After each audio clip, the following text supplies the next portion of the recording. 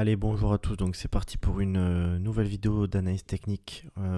Comme chaque semaine, on va essayer de voir un petit peu où en est le Bitcoin, où en sont les altcoins, voir un petit peu toutes les tendances qui se dégagent sur le marché. Donc juste pour que vous sachiez, là je suis en train d'enregistrer la vidéo juste avant que la Fed donne sa décision concernant les taux. A priori, normalement, sauf énorme surprise, on devrait avoir une baisse des taux de 25 points de base. A priori, ça ne devrait donc pas être une surprise pour le marché, comme je le disais. Donc, a priori, c'est censé être bullish. Encore une fois, c'est plutôt bullish sur le moyen terme. Disons qu'à court terme, je vous montre un petit peu ce qui peut me gêner entre guillemets, c'est qu'en fait le Nasdaq et S&P 500, donc le marché US, sont en train d'exploser vraiment très très fort. En gros, ça veut dire quoi? Ça veut dire que peut-être que cette baisse de taux qui est attendue, à un moment donné, le risque c'est d'avoir un sell the news. Si ça arrive, on peut avoir un petit retracement à court terme. Alors non, en weekly, mais je vous laisse imaginer un petit peu en daily. On peut avoir du retracement. Et c'est sur ça que je me dis qu'éventuellement, ça pourrait être négatif pour les cryptos à court terme. Mais disons que d'un point de vue général, c'est censé être positif sur le moyen terme pour les cryptos, les actifs risqués en général. Après, il y aura aussi le discours de Jérôme Powell qui va faire pas mal parce que si le discours est plutôt positif en mode ça y est, on va lancer... on va continuer les baisses de taux, on va soutenir, etc., etc. En gros, une politique monétaire accommodante, là, forcément, les marchés vont apprécier. Si on a un discours un peu entre deux, du style que c'est le shutdown en ce moment et que c'est un peu compliqué, la baisse des taux, on le fait là parce qu'on n'a pas le choix, mais qu'on verra après. En gros, s'il est un peu hésitant, ça peut vite être compliqué. Donc bon, bref, voilà, je vous fais un petit topo, mais encore une fois, quand vous regarderez la vidéo, normalement, c'est pas normalement, c'est sûr, ce sera déjà fait. Et on verra bien ce que ça a donné. Quoi qu'il arrive, ça change pas la tendance hebdomadaire qui est que pour l'instant, comme on l'avait vu déjà les semaines précédentes, on a du rebond sur ce niveau de support autour des, on va dire 108 000 $. Donc on a fait, on s'est fait rejeter une fois, deux fois, trois fois. On a fait support une fois, support deux fois. Mais maintenant, on est sur une espèce de range en hebdomadaire. Maintenant, j'aimerais avoir un rebond qui soit capable d'aller péter ces derniers sommets. Si on a un rebond qui est capable de péter ces derniers sommets, on peut vraiment accélérer vers je sais pas moi, des 130, 140, voire 150 d'ici la fin de l'année, why not? Maintenant, si on commence à perdre ces niveaux et qu'on s'installe ici en dessous, a priori, on pourrait aussi chuter. Ce serait pas positif pour les cryptos, pour les altcoins, je veux dire. Donc voilà, pour ce qui est de la situation en hebdomadaire, on va les zoomer un tout petit peu en daily sur tac. Visiblement j'avais mis un niveau qui était assez intéressant et il est en effet donc déjà juste je vais revenir sur ça, c'est que pour l'instant Trendix est toujours haussier, il n'y a pas de souci. Maintenant on a fait en gros, si on imagine que Trendix c'est un espèce de support, on a touché une fois, deux fois, trois fois, quatre fois, cinq fois, enfin bref, beaucoup. Ce niveau de support qui est par là, je fais un gros niveau de support, mais pour l'instant ça tient le cours. Il n'y a pas de souci. Donc on pourrait avoir encore une fois une réaction ici. Maintenant, j'aimerais vraiment qu'on s'extrait de cette zone parce qu'en fait, pour moi, c'est pas positif de relancer. Vous voyez ici, on relance et puis direct, pouf, on se fait rejeter. J'aimerais vraiment là, si jamais on doit avoir un rebond, vraiment qu'on aille chercher un ATH. Parce que en fait ça fait un rejet, deux rejets, trois rejets. Ici on rebondit, mais on rebondit pas très fort. Ce serait un peu problématique si on commençait à perdre ces creux là. On verra un petit peu ce qui se passe dans les prochaines semaines. Pour l'instant je reste bullish, il n'y a aucun souci. Vous avez vu qu'en hebdomadaire il n'y avait pas de problème. Pour l'instant les acheteurs sont là. Mais on a quand même une période d'hésitation. Voilà, on a quand même une période d'hésitation, donc il faut la prendre en compte. Et si on a un essoufflement, on pourrait peut-être baisser assez fortement. On verra un petit peu où on en est. On verra quand est-ce que le price action change si jamais vraiment on passe baissier.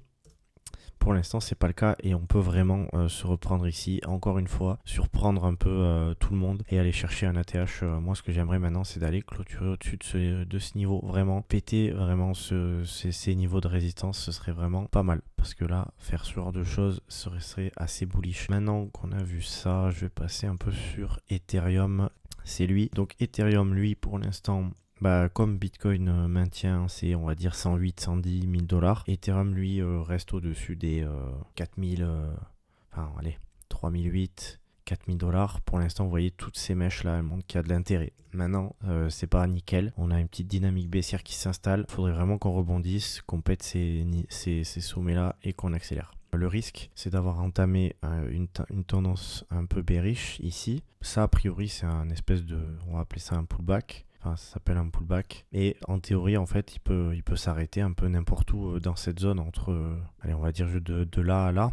Ça pourrait éventuellement chuter. Maintenant, moi, ce que j'aimerais, ce serait qu'on ne perde pas ce niveau de support et qu'on aille directement péter les 4007, 4008. Parce que sinon, justement, comme je vous dis, en fait, on pourrait chuter éventuellement, théoriquement, jusqu'au 2002. C'est pas vraiment ce que j'ai envie de voir, et vous non plus, je pense. Ceux qui sont plus sur Ethereum, enfin, en tout cas, amateurs d'Ethereum, n'ont pas envie de voir ça. Mais pour ça, il faut vraiment réagir ici, là. Voilà, il faut vraiment réagir. Alors, on a eu des réactions. On en a eu 1, 2, 3, 4, 5, 6. Enfin, bref, il y a eu beaucoup de réactions, beaucoup d'achats sous les 4000$. Maintenant, il faut vraiment une réaction qui explose tout, parce que, on est quand même...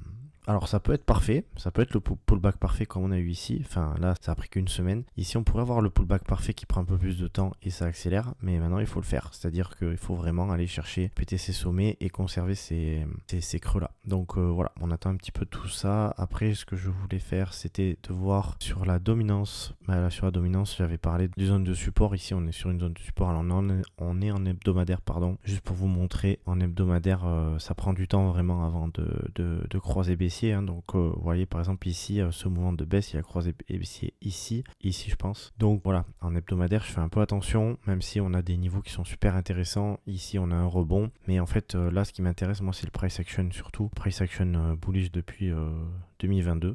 Et puis là en fait on a eu un top qui s'est dessiné. Maintenant on a eu donc un retournement de tendance ici.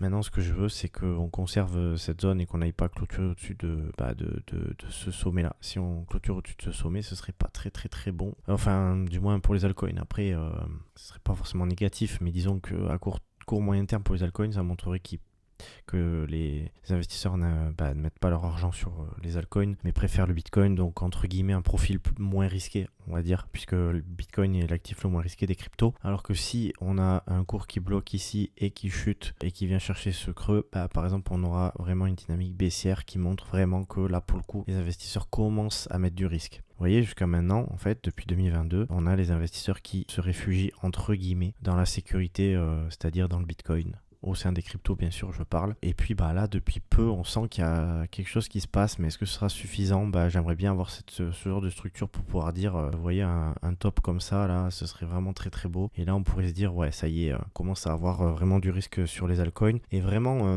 ça correspondrait plus ou moins à la baisse des taux. Là on commence à avoir la baisse des taux, la Fed qui relance un peu tout ça, qui souhaite vraiment avoir une politique monétaire accommodante. Ça serait plutôt pas mal et ça correspondrait à un environnement plutôt intéressant pour les altcoins. Mais encore une fois, comme je le dis depuis des mois, en fait cette période qui est baissière ici, on va dire soit elle a débuté ici, soit on part du principe qu'elle a débuté là. Cette période baissière, en tout cas quoi qu'il arrive, a été très longue sur le dernier cycle. Si on prend même juste ce sommet, on va dire que allez, si on prend ce creux, parce que ça c'est juste une mèche, ça a duré 378 jours. Si on part du principe que c'est ici, on a eu près de 1000 jours en fait. Donc bref, c'est tout ça pour vous dire, je l'ai déjà dit, mais je préfère quand même le répéter. Vous voyez, quelques semaines, quelques mois, quand on entendait qu'il allait avoir une altcoin season de dingue, etc. Oui, peut-être si jamais vraiment on a quelque chose qui fait ce genre de choses, enfin un mouvement comme ça sur la dominance, mais pour l'instant c'est pas le cas. Et je pense que ça prendra plus de temps que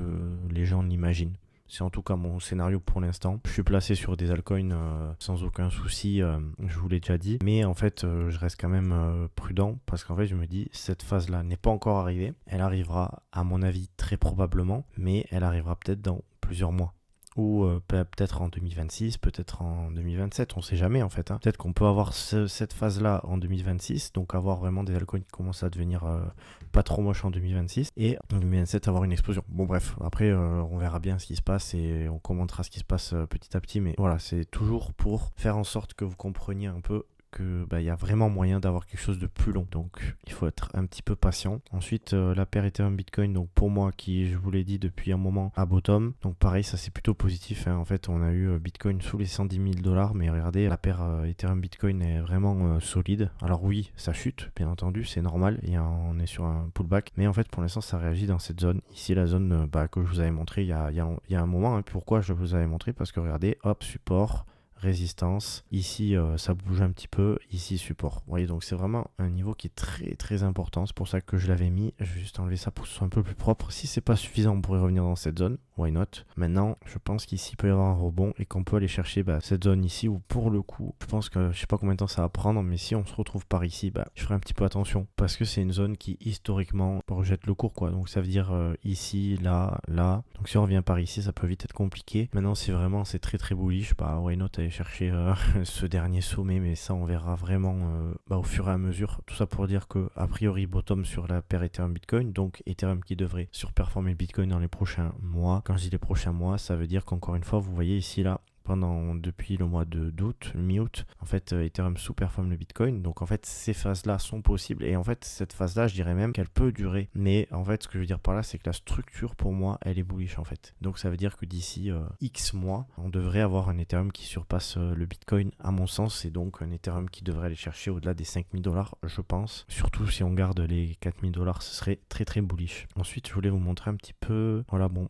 Il n'y a peut-être pas grand-chose à dire là-dessus parce que ça n'a pas trop changé. Ce que je sais, c'est qu'il y a quelques mois, bon maintenant ça fait un moment que je le dis et que je les répète, en fait j'avais vu ce scénario, donc encore une fois j'avais tracé ce scénario ici en février avec une explosion. Donc on est dans la partie 3 on va dire, mais on attend un petit peu vraiment cette accélération parce que là pour l'instant on bloque contre des niveaux de 2021. Pour l'instant, je suis plutôt bullish tant qu'on conserve cette zone-là. Cette zone-là pour moi doit faire support. Elle a fait support une fois, deux fois, trois fois, 4 fois, machin. J'ai oublié de préciser, c'est la capitalisation des altcoins, hein, puisqu'on enlève la capitalisation du Bitcoin. En fait, on a eu support une fois, deux fois, trois fois. Ici, on est encore dedans. Et voilà, j'espère juste que c'est vous voyez, ici, en fait, on est entre une résistance importante et un support moins important, mais un support court terme, donc qui a son intérêt. Si on le perd, ce serait pas forcément positif parce que ça voudrait dire peut-être qu'on peut retracer plus longtemps avant de repartir à la hausse éventuellement. Donc moi personnellement, j'aimerais qu'on ait une réaction ici dans cette zone et qu'on aille péter ces niveaux-là, quoi. Tac, hop, vous voyez, comme d'habitude, qu'on continue en fait la dynamique. Pour l'instant, je suis toujours positif sur les altcoins. Maintenant, il faudra vraiment une réaction assez bientôt, quoi. Je vais vous montrer un petit peu ces plus grosses capitalisations, le top 10. On est toujours sur support là pour le coup. On voit bien que les grosses capitalisations sont plus fortes que les faibles, entre guillemets, les faibles capitalisations, puisqu'on est au-dessus des niveaux de 2021 et pour l'instant ça fait support. Donc en fait, pour l'instant je peux pas être vraiment bearish. J'espère juste que cette zone va vraiment faire support parce que sinon ça pourrait être embêtant. On pourrait revenir dans cette zone là. Pas forcément ce que j'ai envie de voir. Donc voilà, on verra un petit peu ce que ça donne. Voilà, je vous ai montré un petit peu tout ce que je voulais vous montrer en termes de dynamique. Voilà, ça c'est pareil, hein. Donc ça c'est vraiment le market cap, la capitalisation du marché crypto, hein. Donc pareil, résistance, support. Donc pour l'instant, ça tient, c'est plutôt positif, il n'y a pas de problème. Même si le Bitcoin ne montre pas les meilleures choses. Il me reste quelques minutes pour vous montrer certains actifs qui sont assez intéressants. Voilà, je vous avais montré un petit peu Swissborg la fois précédente. Je pense qu'il y a moyen encore de chuter un petit peu sur Swissborg. Pourquoi pas revenir dans cette zone, voire dans cette zone, hein. Ça c'est une zone d'intérêt pour moi. J'espère qu'on n'y reviendra pas dans le sens où je vois pas l'intérêt d'y revenir. Dans le sens où là on a eu une zone de latéralisation vraiment pendant plusieurs années. On s'en est extrait la semaine dernière. Pas du tout la semaine dernière pardon, mais au mois de septembre. En fait l'objectif c'est de ne pas repasser en dessous de ce niveau. Donc c'est une zone d'intérêt en cas de chute vraiment très importante, mais je préférais que ça ne soit pas le cas. Et du coup, je préférais qu'on se reprenne assez rapidement. Why not je dis beaucoup why not sur cette... vous m'excuserez. Mais pourquoi pas à ce niveau ici, au niveau des derniers sommets. On a déjà eu une réaction ici, une réaction là. Peut-être qu'on peut avoir une nouvelle réaction bullish ici. On verra bien. En tout cas, ce que je veux dire par là, c'est que Swissborg est intéressant. J'en parlais par ici, j'avais partagé sur Twitter. Mais bon, maintenant, c'est un peu compliqué d'acheter ça là. Déjà ici, par là, ce serait quand même beaucoup plus intéressant à mon sens. Mais vous mettez votre invalidation où quoi? Parce qu'en fait, si on descend ici, l'invalidation, il faudrait qu'il y ait une petite invalidation qui se forme. Vous voyez, quand on était par là, mon invalidation elle était là, quoi, on va dire. On va dire que la perte de ces creux était fortement négative. Mais ça n'a pas été le cas, donc on a accéléré et donc ça a été super. Par contre, ici, si je reviens là, l'invalidation, à la limite, elle peut être là. Et c'est pour ça qu'il faut arriver à trouver un bon... si ça arrive à bien chuter, pourquoi pas mais sinon je trouve que c'est un peu difficile d'acheter un Swissborg ici. Puis voilà, qu'est-ce que je peux montrer d'autre? Qu'est-ce qui est assez solide en ce moment? Je crois qu'il y a Ouais, je vous ai partagé Théo sur Twitter il y a quelques jours. Je trouve en fait tout simplement il est passé au-delà de la trendline baissière. Donc ça c'est intéressant. Il est au niveau d'une résistance. Donc ça c'est intéressant bien sûr, mais du moins il y a un risque de rejet. Il y a déjà eu un rejet, mais il y a un risque de nouveau rejet plus important, on va dire, même s'il y a eu qu'à sur la trendline baissière. Par contre, si on passe par-dessus là, par contre, ça pourrait être vraiment intéressant. Je pense qu'on pourrait aller chercher dans un premier temps les $750 et puis après l'ATH, on va dire à $1300. Je pense que ça c'est vraiment possible. Pareil, ici, pour le coup, ça ferait une belle hausse. Mais Théo, voilà, pas encore dans les meilleures dispositions, on va dire, mais ça commence à devenir intéressant. Donc voilà pour l'analyse du jour. J'espère que vous avez un petit peu compris dans quelle dynamique on est. Si jamais il y a certaines choses que vous ne comprenez pas ou que vous voulez m'indiquer, n'hésitez pas à me le dire en commentaire. Si vous avez liké, si vous avez aimé la vidéo, n'hésitez pas à liker. Ça fait toujours plaisir, à mettre un petit like pour me dire que vous appréciez ce que je fais chaque semaine. Ça fait toujours plaisir. Et puis sinon, je vous laisse et puis on se retrouve la semaine prochaine pour une nouvelle vidéo d'analyse. Allez, bye bye.